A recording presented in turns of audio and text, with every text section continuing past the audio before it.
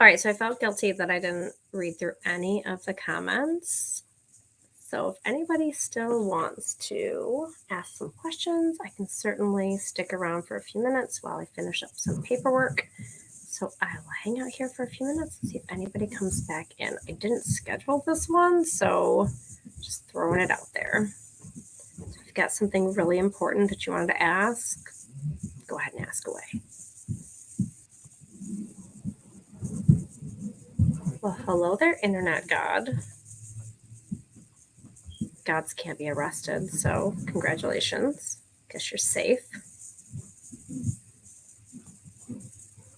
All right. Hi, everybody. Oh, you all popped back in. I was seriously feeling guilty that I didn't read through any of the comments, so I didn't answer any questions. So I figured I'd make myself available if anybody had questions. Also, I'm going to clean up my... How many animals total do we have? Ooh, uh-oh. I don't... How do I count that? Because we're going to go pick up a mama ewe and her 2 baby ewes, and then a ewe that had a problem with her birth last night, who the vet had to come out and see. So do I count those 4? Because they're going to be coming in, maybe? A lot, I guess. I don't know. A lot of animals. Do I feel that men are treated unfairly in family court? I'm going to get in trouble for this, but I'm going to say at times, yes. I don't know why. I don't know. I'm going to get in so much trouble for this. It would seem that women are presumed to be more nurturing and the primary caretakers, but I feel like that's really antiquated, right? I mean, a lot of families have both the spouses are working, and then it used to be like, okay, you're a stay-at-home mom, which, I mean, nothing against that. Some of my friends are stay-at-home moms and they work just as hard as I do, but obviously they are going to have maybe a closer bond with the kids than a parent that's working 70 hours a week to pay the bills. So I guess I'll leave it at that. Let's see. I'll have to look up this person that you keep referencing, the auditor. I don't really want to get sucked into a rabbit hole of auditors, so I try to stay away. Okay, Grand Rapids was nice. Thank you. My favorite beauty brand and perfume. I'm a chameleon. I use everything. So I like Ilia right now because I saw it on Facebook and I like their stuff when they send it to me. So that one's a good one. And my perfume, let's see. I don't know. I use a few different ones. Euphoria by Calvin Klein. Really like that one. Okay. No legal questions, huh, guys? This is nice. Kind of like these questions better than legal questions, honestly. Why am I not in court as much? Judge Middleton always says try to work a I am working from home this week. My kids are off school, so I've been working from home. And Judge was at a conference, so it was just kind of an in-between week. If I couldn't do criminal laws, another branch you would practice in, man, I've practiced in like all of them over the last 14 years. And so if I weren't doing criminal law, I would go back to just probably exclusively estate planning, guardianships, adoptions, that sort of thing. Obviously, I have a lot of knowledge about divorces and custody cases, but they can be a little overwhelming with people's expectations and the amount of work that's put into them. And so, yeah, I don't know. I'm going to take a break from them for a while. All right. Other questions? Oh, some from Lansing. It's a fun town. I haven't been there in a while, but I like it. Okay. Has COVID changed the sentencing? COVID certainly has changed the sentencing of crimes because now it seems that the state is pushing the judges to put less people in jails, to like not incarcerate people as much as giving them probation or some sort of fines and costs, that sort of thing. And with prison, same deal, right? Like, it seems like all of the felonies, if they're low-level offenses or their scoring is low, they end up getting no jail, no probation, and just fines and costs even on a felony, which is kind of crazy. Okay, do I wish Judge was tougher on the criminals? We all have our part to play in the criminal justice system, and Judge is who he is. And I think there are times where he's maybe more harsh than I would have been, and there's times where he's less harsh than I would have been. So certainly he is his own person, and we agree to disagree on certain things. All right, Rita. Why wouldn't you go to law school?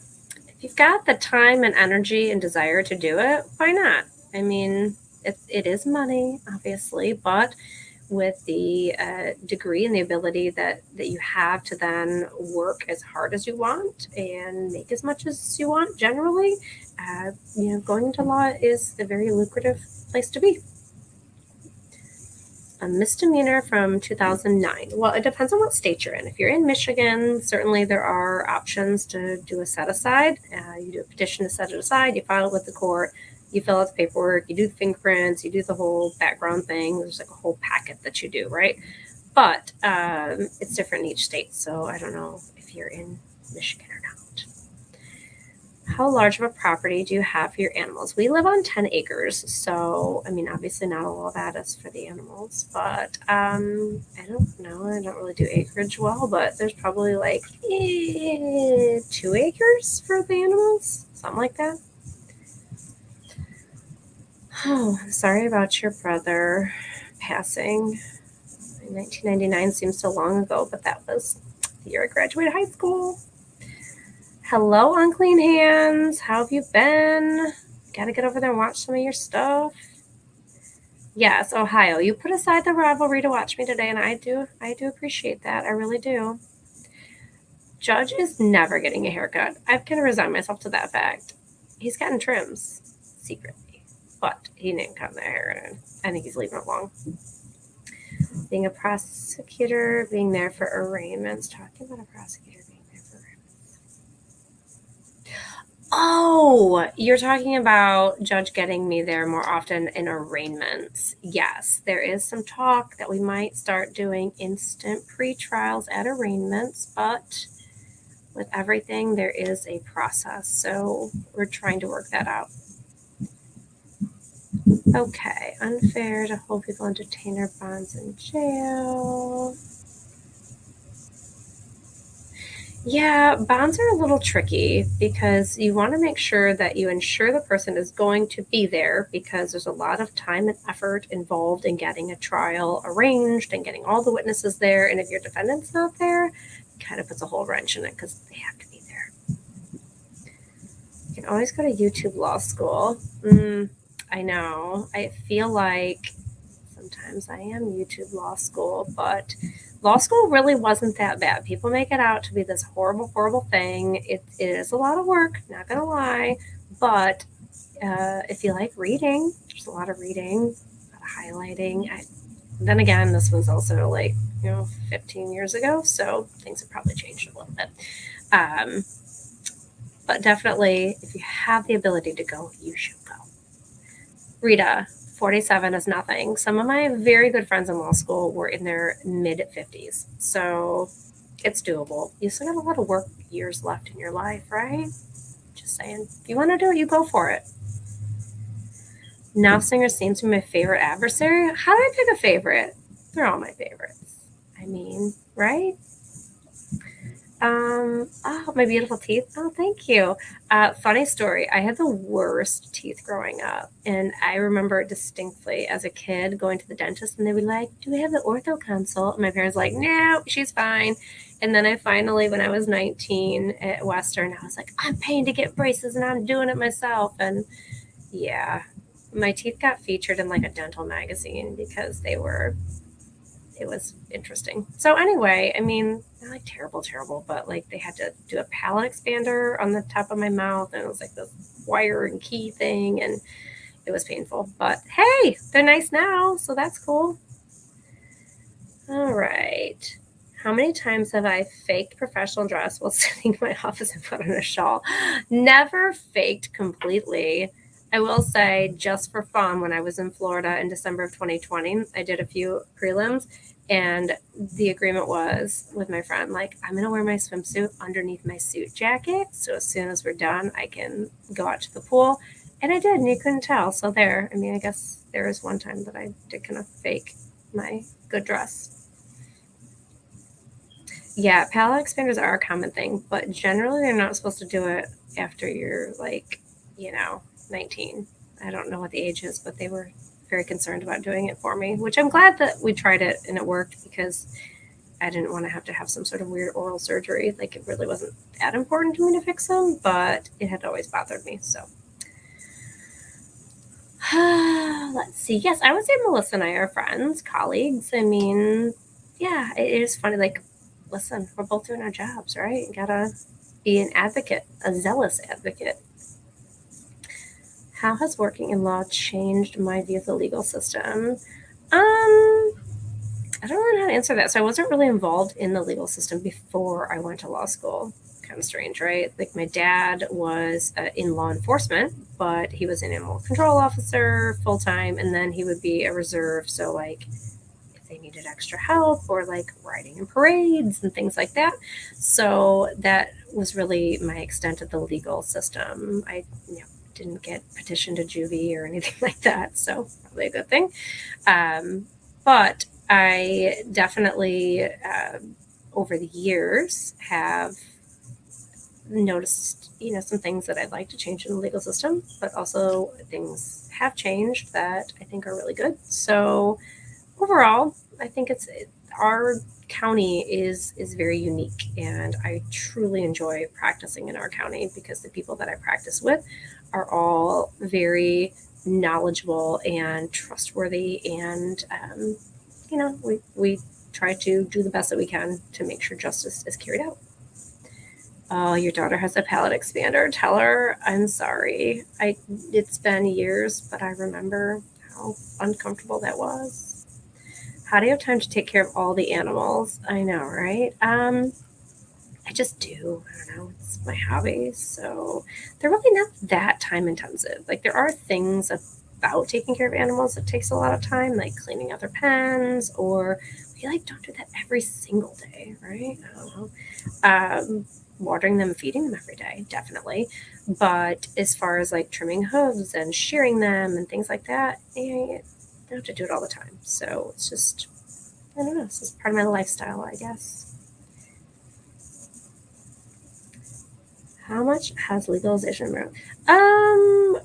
Well, we certainly don't get a bunch of possession of marijuana cases anymore like we used to, so definitely has lightened the load there. But it does kind of shift it over to the operating while intoxicated while under the influence of marijuana. So I don't know. We used to have a lot of delivery and manufacture of marijuana cases back when I started too. So I guess that has changed a lot.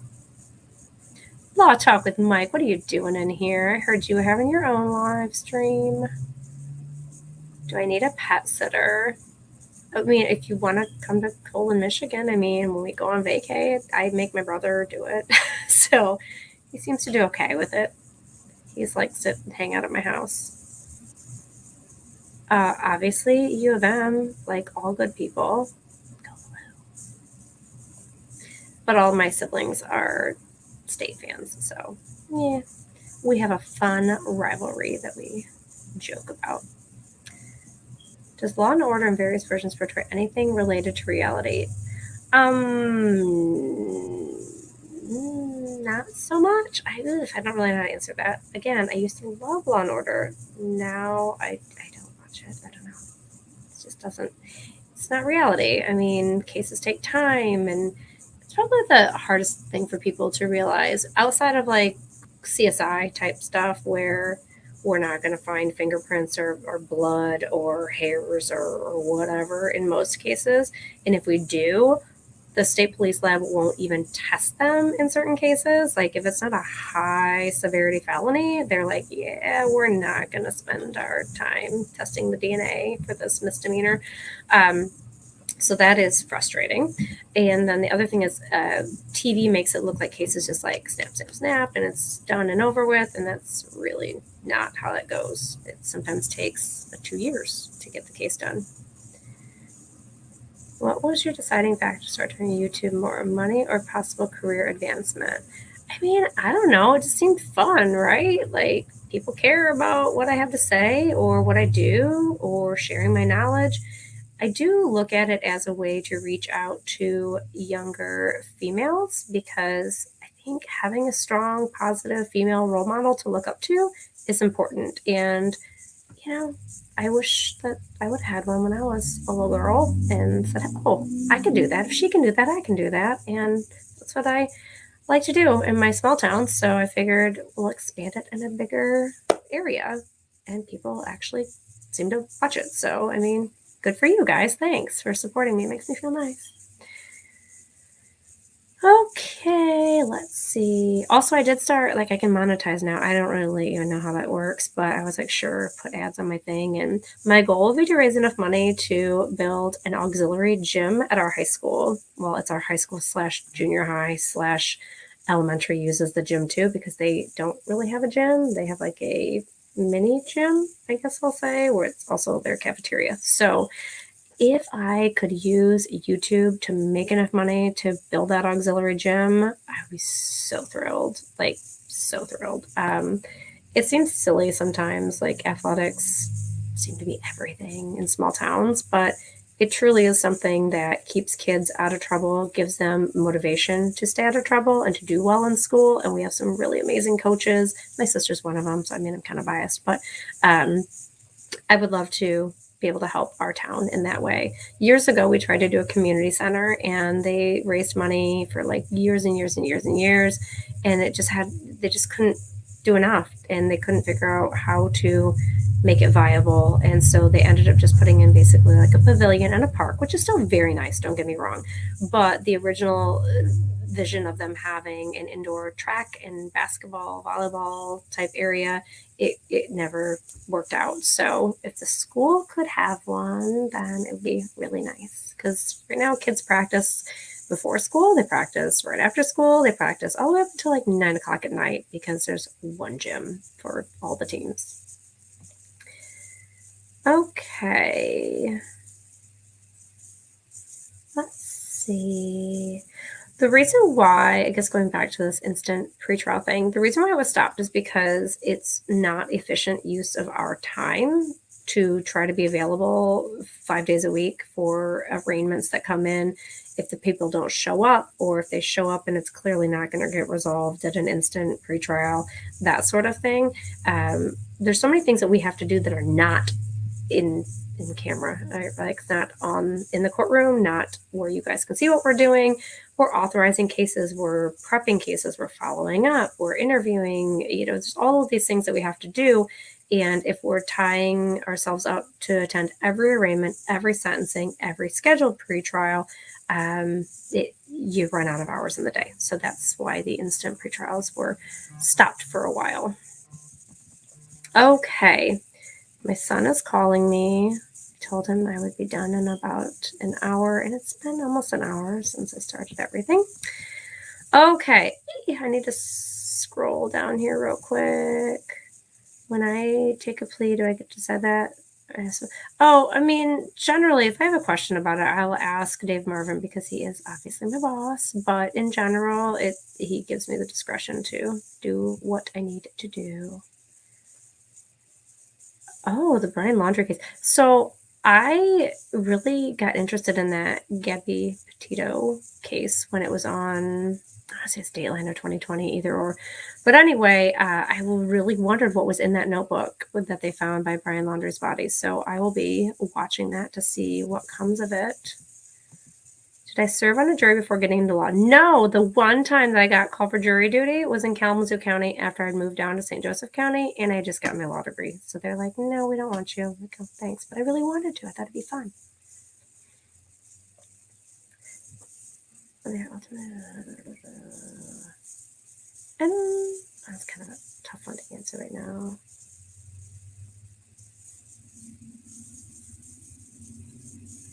It's never too late to go to law school, guys. I'm serious. You just gotta look at the pros and cons and weigh your options. All right. So, I would love, thank you for if you guys could share this. And yeah, the more, I don't know, more subscribers, like you might get more ad money. I don't really know, but I'm really hoping to put this toward something that will be helpful to our community. Have I had a person go crazy at sentencing? One of my clients once, like, hear what the recommendation was going to be. He's like, oh, I just want to go out and smoke a cigarette. I was like, okay, and come back. And we like watched, and he just like bolted and ran like away and never came back. I don't know if he's ever been found, honestly. Like, that was years ago, and I should look up his case and see if he ever got picked up. 36th District Court. Oh, you're in the 36th District Court. No, you're not, actually. Okay, well, guys. Oh my God, is that a super chat? Is that what that is? T-Bone? I think it's my first super chat ever. That is so cool. Thank you. Yes, animals and troubled youth. Why am I so excited about this super chat? Seriously, like, I don't even know what that super means, but super thanks. Funny story, a few years ago, one of our counselors at the elementary school had a Nigerian dwarf goat. I think it's Nigerian dwarfs. It's like little tiny babies. And it had 2 babies, and then she couldn't nurse them for whatever reason. And because a guidance counselor, school counselor, had to be there every day, she brought these 2 itty-bitty tiny baby goats and put them in her room in like a playpen area. Had little diapers on them, had little puppy pads, and it was a behavior reward for the kids. If you were good, you could go down and feed or pet the baby goats or hold them.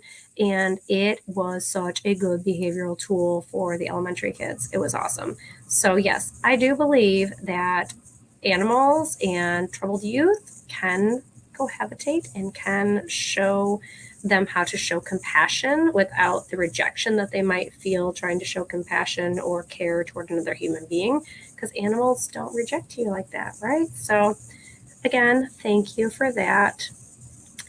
Okay, guys, I think that's probably it. Is there an animal I don't have? I want all the animals, so I'm telling you, if I could get some alpacas and get some emus again, I would love that.